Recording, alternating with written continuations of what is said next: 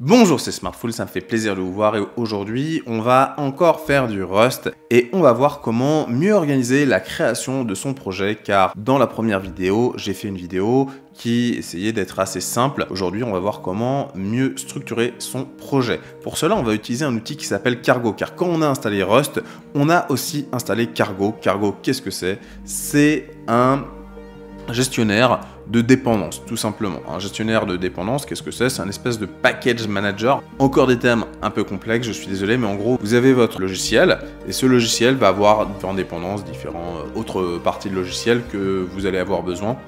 Allez, on commence directement. Comme on voit ici, vous voyez, j'ai déjà fait le zoom. On va faire un Cargo New. Parce que donc ça s'appelle Cargo, hein, ce gestionnaire de dépendance. New pour le nouveau projet. Et là, hein, la dernière fois, on avait fait un Hello World. Et là, on va faire un Hello Man parce qu'on va appeler un man particulier, une personne particulière. Allez, Hello Man. Hello underscore man. Bam. Et là, bam, qu'est-ce qui se passe? Notre projet a été créé. On voit ici, on a un Hello Man. Alors, ce qu'on va faire, c'est tout de suite aller dans notre Hello Man. CD Hello Man, cool. On rentre tout de suite dedans. On va rentrer dedans. Qu'est-ce qu'il y a? On a plusieurs fichiers. On a un dossier SRC. On a un gitignore, c'est cool. Il nous gitignore le target. Ici, on a un cargo avec un C majuscule, .toml. C'est un fichier qui nous permet ici de définir le nom du projet, la version, ici l'édition 2021, je sais pas pourquoi c'est pas 2022, mais bon. Et ici on a les dépendances. Là on n'en a aucune pour l'instant, et aujourd'hui on n'en aura aucune, mais c'est ici que seront définies les dépendances, vu que c'est un gestionnaire de dépendances. Maintenant on va regarder SRC, et SRC on a ici un main.rs, et là on a notre Hello World. Très bien, sauf qu'on va faire un Hello Man.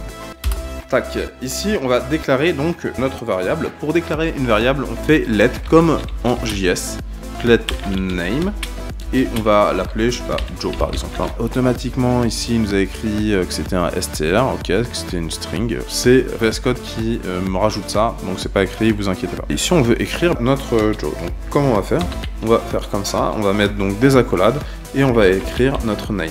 Tac. Alors, pourquoi on peut faire ça? C'est justement parce que c'est une chaîne de caractères. Donc, vu que c'est une chaîne de caractères, on peut le mettre directement là-dedans. Si c'était un chiffre, ce serait pas possible. Parce que c'est un langage fortement typé.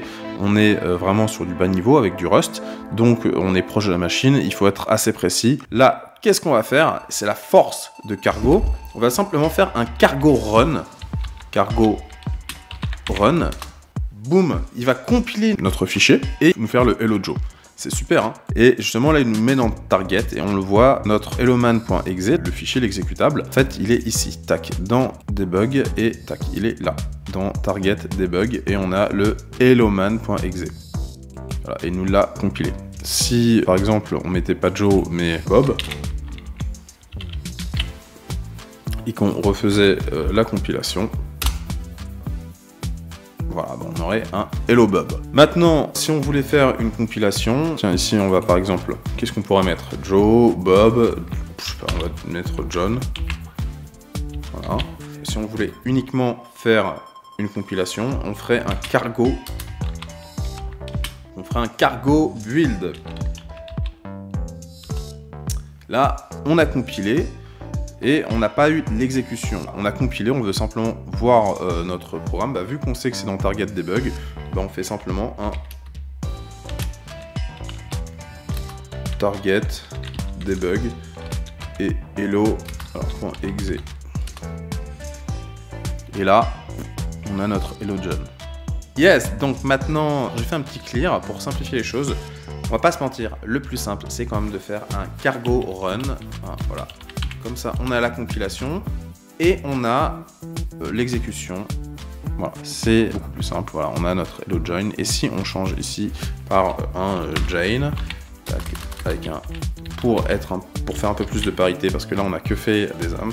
On refait un cargo run et tac tac compilation, boum. Et puis si on n'a pas recompilé, il n'y a pas eu de nouveaux changements, pareil, on refait un cargo run. Et il n'y a pas de compilation, il nous exécute directement. Donc ça, c'est quand même la commande qui va être le plus simple à utiliser. Le reste, je l'ai mis pour information, mais voilà. En gros, vous faites un cargo new, et puis après, cargo run, en mettant votre programme dans le main.rs. Voilà, c'était histoire de vous montrer la structure avec Cargo qui nous permet d'avoir un projet un peu mieux structuré et qu'on va pouvoir facilement utiliser et distribuer par la suite. C'était Smartful, j'espère que vous avez apprécié cette vidéo et je vous dis à bientôt.